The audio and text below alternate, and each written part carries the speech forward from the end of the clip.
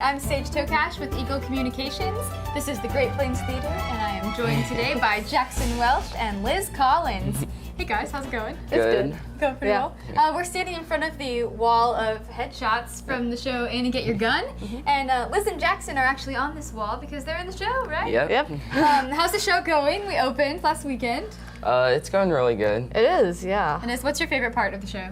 My favorite part is definitely when Annie sings "You Can't Get a Man with a Gun" because Catherine is just a wonderful singer, and it's really cool to hear her sing that song. And actually, during one of the dance breaks, you get to be her partner. Oh yeah, during 7 in the morning, I get to dance with her, so that's also really cool. How about you, Liz? I think one of my favorite songs is "Doing What Comes Naturally" because Catherine is like a really amazing actor, and it's just really cool to have like she's just dancing with all these local people, and it's really cool. So so what's it like to be one of the locals, hanging out and working with the professionals? Well, you learn a lot of stuff just because they've all been through college and they've all had all of these experiences, and they just tell all these stories, and you just learn a lot of stuff from them. yeah, they're really good like influences, and they bring a lot to the stage, and it's really cool. What other shows have you guys done on the main stage? We were both in Damn Yankees. Yes, that was last year. We were both in Damn Yankees. And then I was in White Christmas in 2014. And then I was in The Nerd, which was about 3 years ago in the old theater. And that was just when I was 6th grade and I was about that tall. And then I was also in Best Christmas Pageant Ever, and I played Charlie. Yeah, okay, so can you guys tell me any stories from any of the main stage shows with working with the actors, working at this theater or at the old theater, wherever? I never did any main stage shows at the old theater. My first one, which was like White Christmas, that was over in Chapman at their auditorium. And like it was really nice and big, but you know, it was never like totally filled out because it's like this huge auditorium. But it's a really nice stage that they have over there. And then Yankees was at Abilene High School. And yeah, so they've all been bigger stages than the ones that GPT originally had. When I was in The Nerd, I was the only like youth there. Like everyone else was in their 30s and 40s, and I just remember they would always talk about. Well, they would talk about things and I wouldn't really understand them because I was just in 6th grade, but they were talking about like the deeper level behind all the acting and stuff, and I didn't really know what was going on because none of it was in the script or anything, but they were just talking about like acting choices. So that's where I first like learned like the deeper level behind all that. Okay, so you learned about how to make acting choices. Yeah. So then in this show, have you made some acting choices that aren't in the script? Well, yeah, you kind of have to. Yeah. Well, when you're in the ensemble, like I don't have any. Well, I have one line, but I don't have very many lines. So what kind of acting choices have you made? Well, just to remain in the scene, you just kind of have to make acting choices. Am I like rooting for Frank? Am I rooting for Annie? Am I happy with what's going on, or am I mad that Annie's winning? And you just kind of have to create a whole world just for you, and even though the audience won't really necessarily see it, you just so you can become involved in the scene and add energy to the scene. So they might not know everything that's going on in your head, but they can tell that you have a backstory and you're not just a random Exactly. Liz, you and Annie Get Your Gun, you're in the family, right? You're like the head of the younger kid of the family. So what's that like? So you're working with the professional actors. You have Catherine, who's Annie, as a sister, but then you also have a lot of the younger kids as your younger siblings. Yeah. What's that like being in between? Well, like, I really like working with, like, the professional actors, you know. It's, like, a different thing. But, like, I feel like... Oh, sorry, there's a fly. Like, working with the kids is different because, like, I almost feel like they're a leader, and I kind of am. But I have to, like, try to, like, help them out and stuff. And I guess it's almost like a chain, like the older actors help, like people our age, and then we help younger people. Yeah, definitely. And you can see in the education program, too, you can see how the older kids, once they get into high school and they get to be the older, more experienced ones, then they bring in and help the next, not like generation, but it's like kind of the next generation. The younger kids that then take their place. So that's pretty cool. So you guys have some of the younger kids that you're mentoring? Well, I mean, I guess so. Like, It was especially a lot. We did Little Shop of Horrors, and Kinley was in that, and I think it was really good for her to see all of like the older kids acting, and for her to experience what it was like to be in a show. Yeah, and you So guys that was have been really there, good for her, right? yeah. Yeah.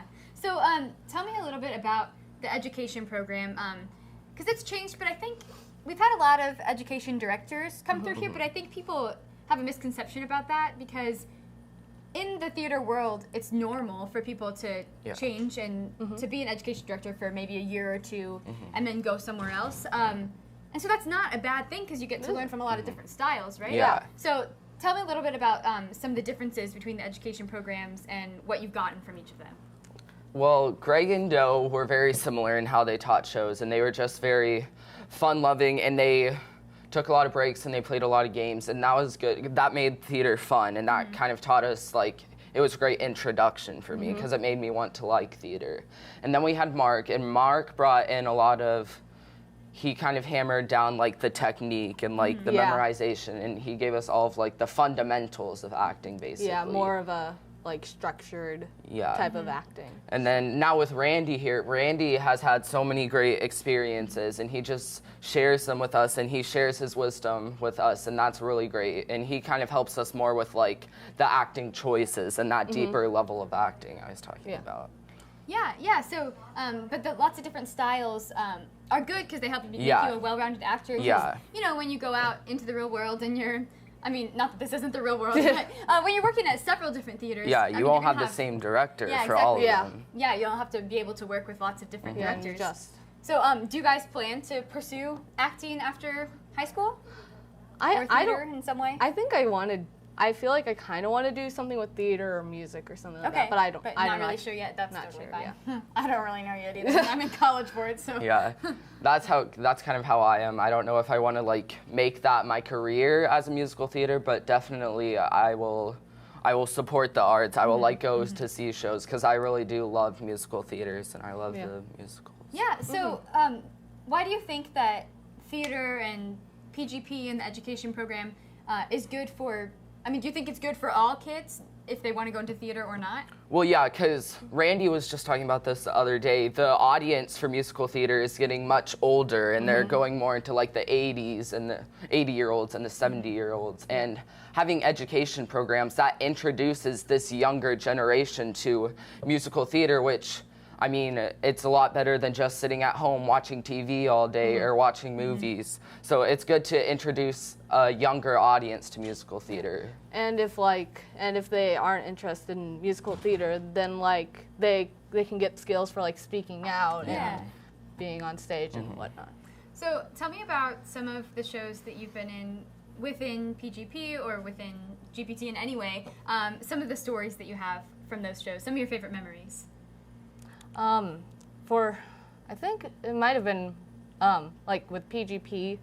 I guess it was like my first musical here with Great Plains Theater. We did Once Upon a Mattress, and it was really cool. Like in the old building, they had like this wall that the actors had signed on. Oh yeah. And it was so cool to see like all of these names that had come in here from. Yeah, from all over the country, and you got to add your name to the list. I think I did. I hope I did. Well, we don't know. That's okay. How about you, Jackson? Well, one of my favorite stories is from that show too. We were doing a scene with a chicken, and it was a plastic chicken. It wasn't a real chicken. But the foot had fallen off, and it was in the middle of one of our shows. And Randy calls it an acting trap, which is something that's on the stage, and the audience sees it, and you see it, and you have to try to like get rid of it so it's not distracting the audience. So Brendan Dalton, he's in the show too. Yeah. He was going through his dancing number, and the chicken foot was literally right there on the stage, and he does this big kick, and he just shoots it out into the audience, and it flies out. So, I mean, that was one way to get rid of it. He did his job. That's funny. So how about, aside from shows, what other kinds of things have you done with PGP? Any memories from any events that you held?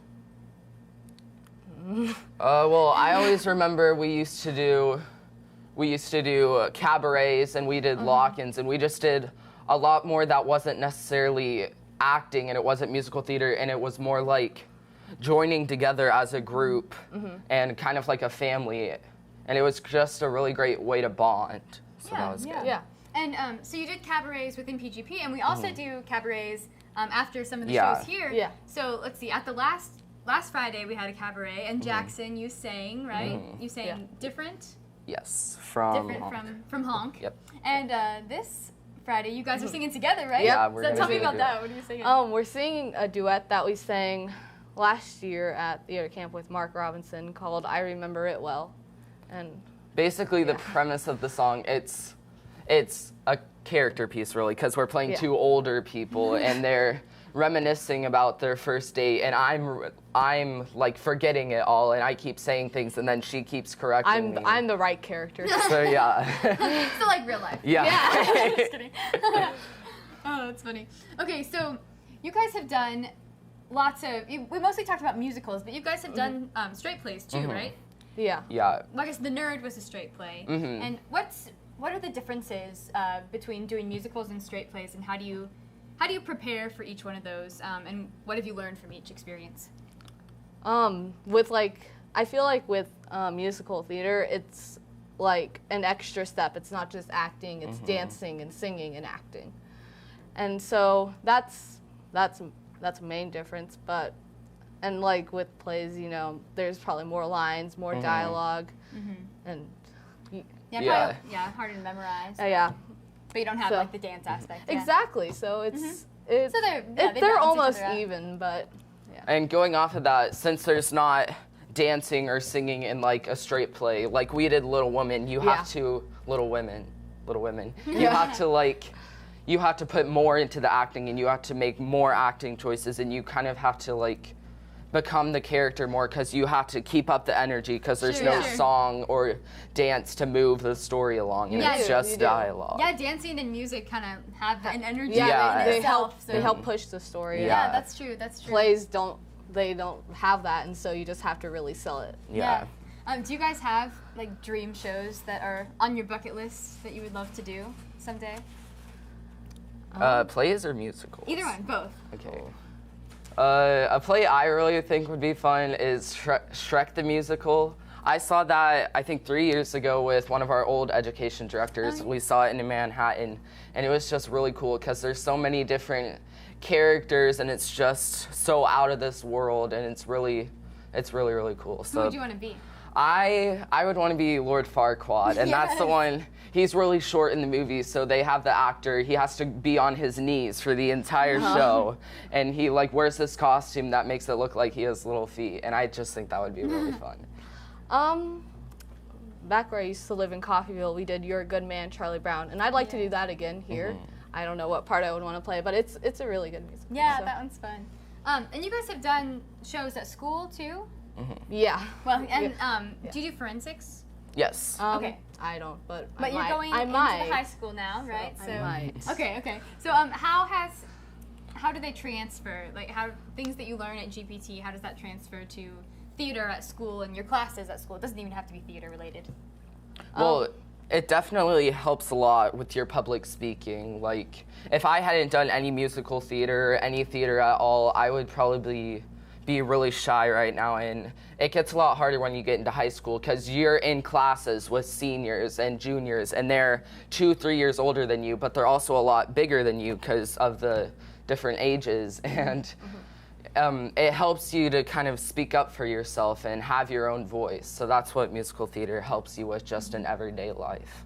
So I feel like from what I've gained here at GPT, it kind of helps me whenever I'm in a school musical or something. I feel like I can kind of help make the show better because I'm trained and stuff. And I kind of felt that way with the last mini musical that we did at the middle school because I think the one or maybe one of the few ones who had actually done musical theater and stuff before. And so I kind of felt like I was trying to kind of almost pave the way and try to help. Yeah, that's great. And Liz, you actually work here, right? I do, yeah. So tell us about your job and your position. Well, my job title is the company manager, and basically what I did, I don't know. That's probably one of the more impressive parts. And I just help I help organize the actors' contracts and stuff, and I I get headshots and bios and everything filled out. And then I also just help out with anything else that we need here at the office. I do the ads for the screens and stuff. Yeah, you answer phones? I do answer phones, yeah. Yeah, that's incredible that, I mean, you just graduated from middle school and you are able to do all these things here at, I mean, making contracts for professional actors. That's a pretty big deal. How has that helped you? I mean, what are you going to take from that?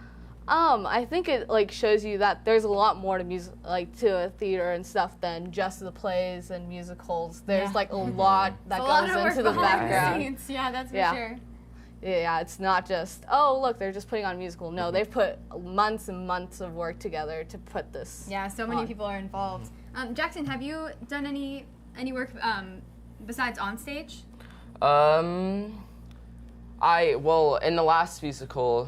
In the last musical we did, it was Little Shop of Horrors, and we had a man named Clark, and he helped us with all the musical aspects at the beginning, but there were a couple times when he couldn't be there to help, and I played the piano, so I just kind of like helped pick out the different parts for everyone to sing. And okay, so we have the company manager and then the assistant music director. Okay. No, that's great. That's great. And so you think how does that help you? Well, that's just helped me a lot musically, because you have to read the music, you have to know how to sight read the music. It's just helped a lot in my music career, like in band and stuff. I can use the stuff I've learned here at GPT to help me succeed in other areas. So. Yeah, that's awesome. Yeah. And even in this show, I mean, you guys are helping with set changes. Oh, yeah. Talk about what you do when you're not on stage.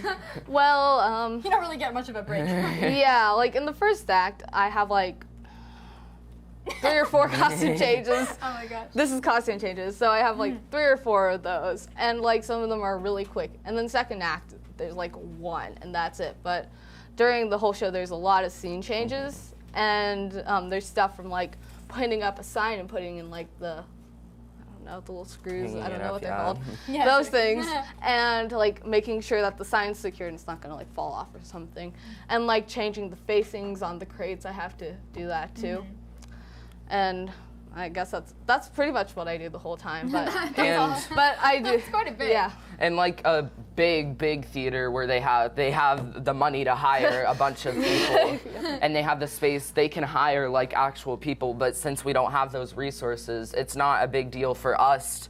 Since we're not on stage, it's no big deal for us to just help with the set changes and help move things around on stage. So we might not have a lot of money, but we have quality people. Yeah.